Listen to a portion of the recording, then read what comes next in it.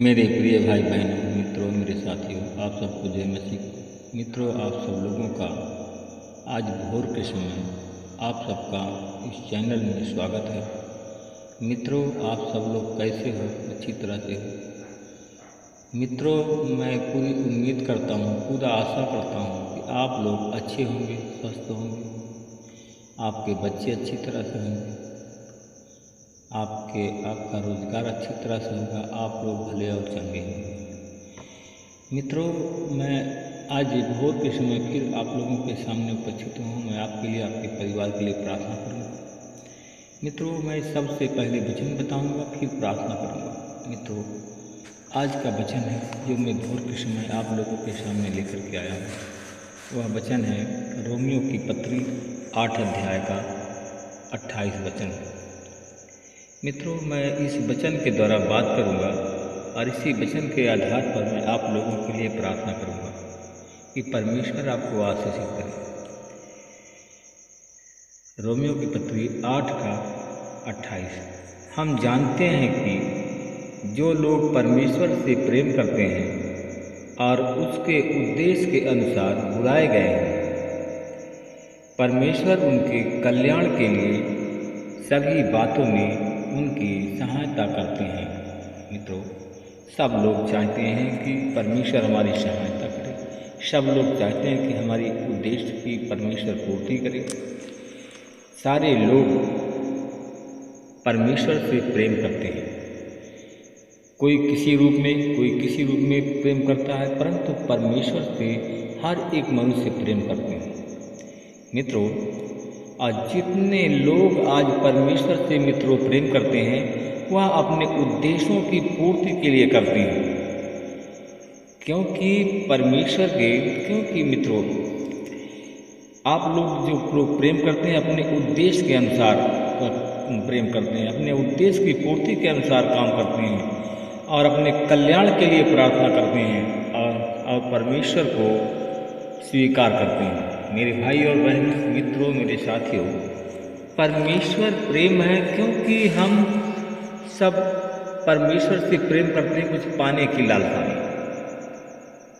कोई खोना नहीं चाहता, कुछ पाना चाहता, इसलिए परमेश्वर से प्रेम करते हैं और प्रेम ही परमेश्वर का दूसरा नाम है और इसीलिए आप बुलाए गए हैं।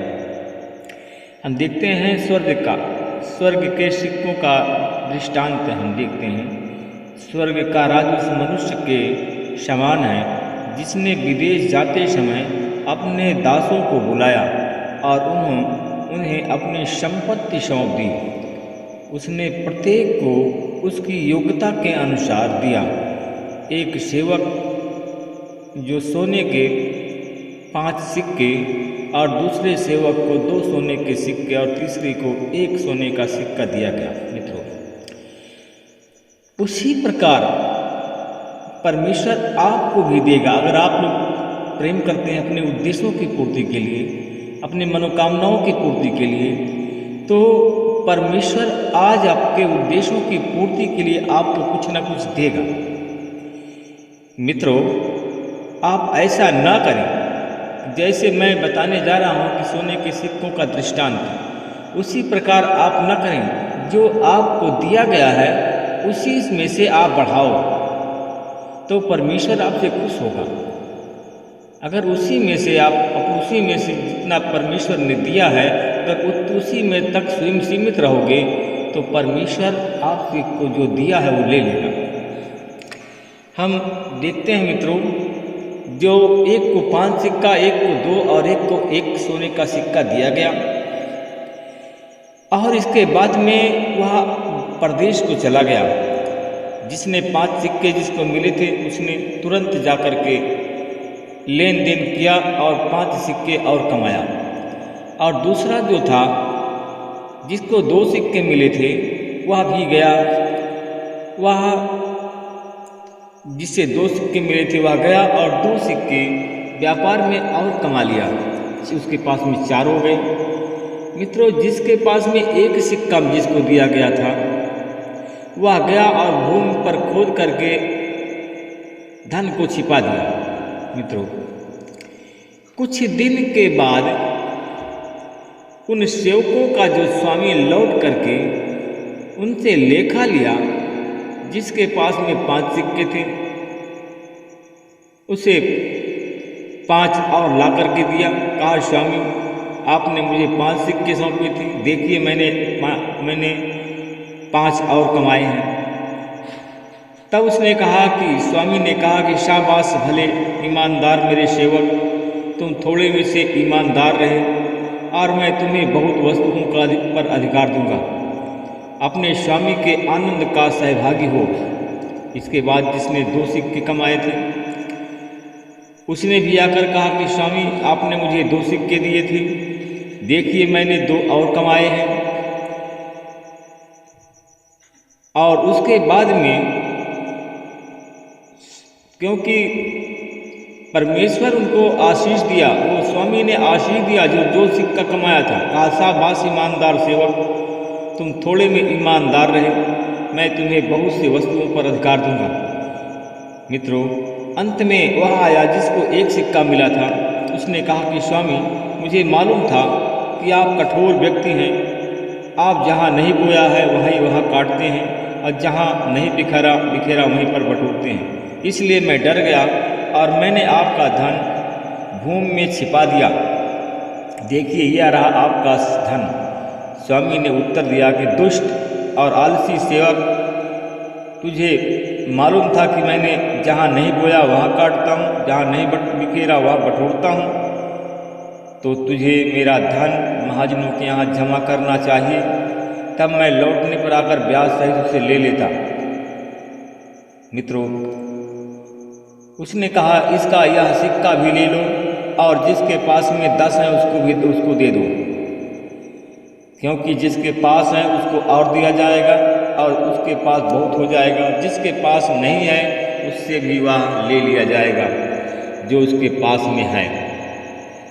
मेरे भाई और बहनों, मित्रों, मेरे साथियों, जब उसके पास में ले लिया जाएगा तो रोएगा और दांत पीसेगा। उसी प्रकार मेरे भाई और बहनों, मित्रों, मेरे साथियों, आपको जब परमेश्वर की आप शरण में जाते हैं, परमेश्वर आपको अल्प मात्रा में सामर्थ्य देता है, अल्प मात्रा में आशीष देता है, तो आप लोग उस आशीष का दुरुपयोग करते हैं, मनमानी करते हैं, न परमेश्वर को भी देना जानते हैं। जब परमेश्वर को आप देना नहीं जानते हैं तो आप कमाएंगे कैसे? आप कमाएंगे कि नहीं कमाएंगे? तो जो परमेश्वर जो आपके पास में है वह भी परमेश्वर आपसे ले लेगा। आप तब रोएंगे, दांत पीसेंगे।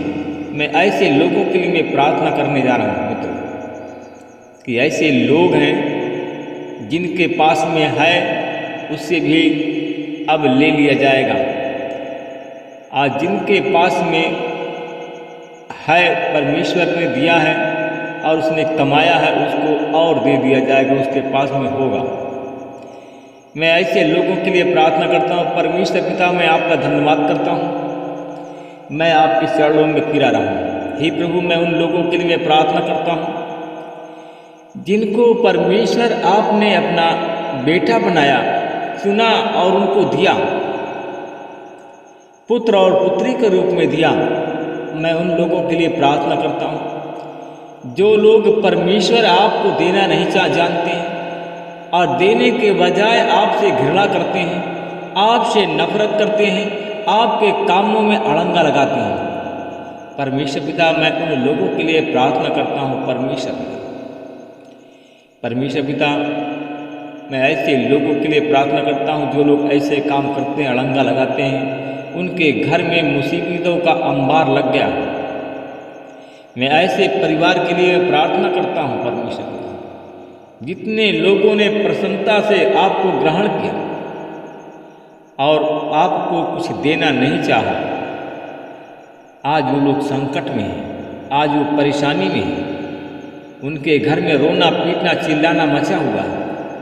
मैं ऐसे लोगों के लिए देखता हूँ, ऐसे परिवार के लोगों के लिए, कि जहाँ रोना पीटना मचा हुआ है, उनके घर में त्राही बीमार हैं लोग, कर्जदार हैं लोग, कमज़ोर हैं लोग, गरीब हैं लोग। मैं ऐसे परिवार के लिए प्रार्थना करता हूँ परमेश्वर पिता, उनके मन और भावनाओं को बदल दीजिए, उनके सोच विचार को बदल दीजिए। आज यीशु मसीह तेरे नाम से प्रभु जी, जो उनका हाथ आपके लिए खुला नहीं है, उनके हाथ बंद हैं, तो उनके यहाँ भी प्रभु आपकी आशीष बंद है, उसके यहाँ आमदनी बंद है। वहाँ लोग, उस घर में लोग बीमार हैं, आज उस घर में बीमार है, उस घर में तरह तरह की यातनाएं लोग सह रहे हैं। किसी को मैं देखता हूँ कुछ लोगों के घर में कि आज बीमार है, परमेश्वर पिता आपको देने के लिए उनकी मुट्ठी बंद है, तो आज ये उस घर में बीमार है। जितना धन है आज डॉक्टरों के पास में जा रहा है। मैं ऐसे परिवार के लिए प्रार्थना करता हूँ, परमेश्वर आपकी आशीष उन घर में हो, उनकी भावनाएं मन को बदल दीजिए, उनके सोच विचार को बदल दीजिए, जिससे परमेश्वर वो विनाश होने से बच जाए। मैं ऐसे परिवार के लिए प्रार्थना करता हूँ। ऐसे परिवार है जो कि गरीब है, उनकी गरीबी का दंश झेल रहे हैं, परमेश्वर पिता उनके भी मन को बदल दीजिए, भावनाओं को बदलिए। प्रभु आपको देने वाले बने, आपके भय करने वाले बने। परमेश्वर पिता मैं धन्यवाद करता हूँ, जितने लोग आज बीमार हैं, आज यीशु मसीह के नाम से लोग चंगे हो जाए। जो दुष्ट आत्माओं के जाल में फंसे उन जालों को काटता हूँ और उनको आज़ाद करता हूँ। जिनके पास संतान नहीं, मैं उन पर संतान की आशीष बोलता हूँ, उन पर यीशु के नाम से ब्लेस करता हूँ। जिनके पास में सरकारी नौकरी, सरकारी जॉब नहीं है, उनको सरकारी नौकरी, सरकारी जॉब की आशीष बोलता हूँ। जिनके पास में कोई संतान नहीं है, उन्हें संतान की भरपूरी करे परमेश्वर पिता। उनके पास जो निसंतान है, उनके घर में दर्जनों बच्चे हो जाएं यीशु मसीह के नाम से। मैं धन्यवाद करता हूँ परमेश्वर पिता, आपने हमारी प्रार्थनाओं को सुना है, हाँ और आमीन में उत्तर दिया है। मैं इसके लिए धन्यवाद करता हूँ। इस प्रार्थना को मैं उद्धार करता यीशु के नाम